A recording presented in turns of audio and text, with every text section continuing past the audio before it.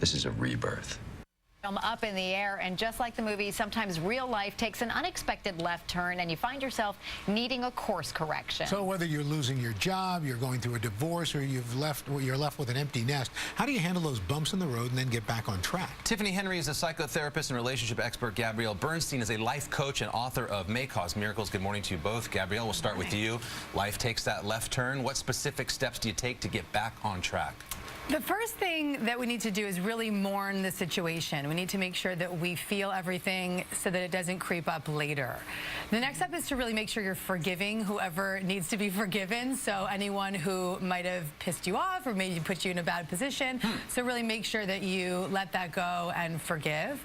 And then really make sure that you're putting yourself on a new life course by creating a new vision statement for your life. So really creating that vision that is setting you up to win for the future, so you're not holding yourself in those past resentments and old behaviors. Do you give yourself a time limit to mourn and to move on with things? Yeah, I think, about a month is probably good. You don't want to give yourself that year or 2 years, 10 years later. The 10-year plan doesn't work. It doesn't work. Doesn't work very well. So Tiffanie, you've got your circle of friends and family. It's not easy saying, hey, I just got laid off, or I'm getting ready to go through a divorce. How do you approach that?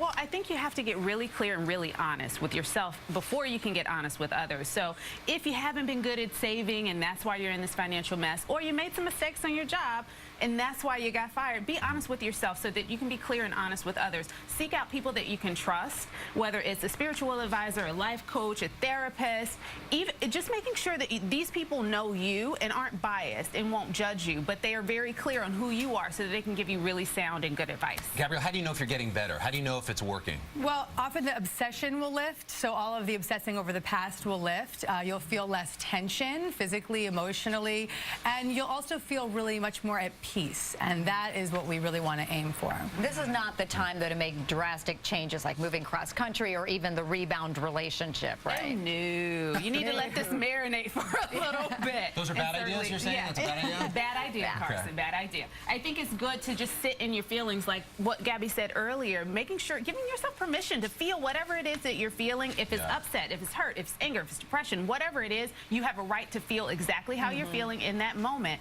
And get those feelings in check. It's good advice, because everybody wants to mask those feelings. They go to they start drinking, anything they can do to not feel that, but you got to face it. Permission to feel. If there's a family member, especially your kids, when do you and how do you bring them into the loop about what's going on? I think you do it very delicately, because kids tend to be very egocentric, meaning that they think that everything is about them. So if you got fired, somehow it's my fault. If mom and daddy are fighting, it's my fault. So be really clear with them that we love you no matter what. These changes will affect you, and let them know how they will affect you. I lost my job. Money's tight. You're going to have to take your lunch instead of me giving you $20 a week. Whatever that is, let them know ahead of time so that they know what to expect and they don't start to internalize that and make it about them.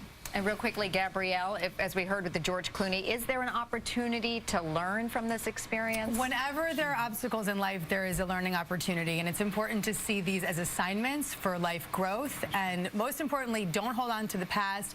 Don't go future tripping into the future. Just stay in the present moment and let yourself heal. Some great thoughts, guys. Also, if you don't learn from those experiences, they'll reoccur.